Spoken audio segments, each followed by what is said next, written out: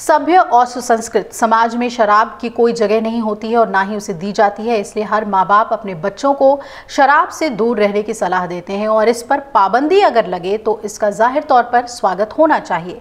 लेकिन शराबबंदी कर चुके बिहार में ऐसा लग रहा है कि सब कुछ उल्टा हो रहा है। राज्य में शराबबंदी के बावजूद लोग जहरीली शराब पीकर हमेशा के लिए मौत की नींद सो रहे हैं।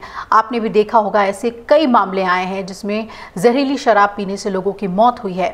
अब पटना हाईकोर्ट ने भी कह दिया है कि शराबबंदी गरीबों के लिए मुसीबत बन गई है। पटना हाईकोर्ट ने एक पुलिस अधिकारी के केस में फैसला सुनाते हुए कहा कि राज्य सरकार ने 2016 में शराबबंदी की थी, लिक्विड बैन किया था, तो उसके पीछे सही मकसद था। सरकार की कोशिशें थी कि लोगों का जीवन स्तर सुधरे, स्वास्थ्य पर बुरा असर न पड़े, लेकिन कुछ वजहों से अब इसको इतिहास में बुरे निर्णय के रूप में देखा जा रहा है।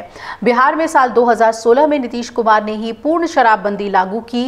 राजनीतिक पंडितों ने इस नीतीश कुमार का इसे मास्टर स्ट्रोक करार दिया और उसके बाद से चुनाव में जेडीयू और नीतीश कुमार को शराबबंदी का बम्पर फायदा भी मिला। खासतौर पर महिला मतदाताओं ने उनका जमकर समर्थन किया।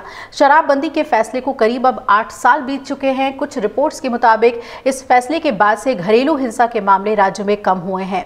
बिहार के लाखों लोग मोटापे और अनचाही बीमारियों से भी बचे, लेकिन शराबबंदी का एक स्याह पहलू भी है और इसके चलते धड़ल्ले से नकली और फर्जी शराब बनने लगी। इनकी बिक्री के मामलों में इजाफा हो गया। जहरीली शराब से लोगों की मौतें हो रही हैं और शराब तस्करी के मामले बिहार में बढ़ गए हैं। बिहार से नेपाल की सीमा सटी हुई है। राज्य के 7 जिले पश्चिमी चंपारण, पूर्वी चंपारण, सीतामढ़ी, मधुबनी, सहरसा, अररिया, किशनगंज नेपाल के साथ सटे हुए हैं और नेपाल में शाम होते ही नशे और शराब का कारोबार शुरू हो जाता है। बिहार में शराब नहीं मिलने पर लोग नेपाल बॉर्डर से भी मंगवा लेते हैं। अब आइए आपको बताते हैं कि हाईकोर्ट ने अहम फैसला सुनाते हुए एक मामले में क्या कहा। हाईकोर्ट ने कहा कि ये कानून शराब और दूसरी गैर कानूनी चीज़ों की तस्करी को बढ़ावा दे रहा है। बहुत ही सख्त टिप्पणी।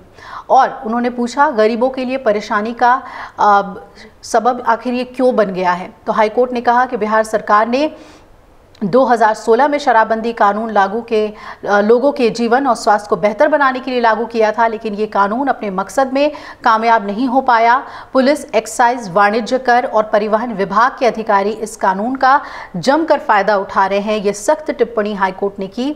ये भी कहा कि अदालत ने शराब तस्करी में शामिल बड़े लोगों पर कम मामले दर्ज होते हैं, जबकि गरीब लोग जो शराब पीते हैं या नकली शराब पीने से बीमार पड़ते हैं, उनके खिलाफ ज़्यादा मामले दर्ज होते हैं। साथ ही हाईकोर्ट ने कहा कि ये कानून पुलिस के लिए एक हथियार बन गया है और पुलिस अक्सर तस्करों के साथ मिली भगत करती है।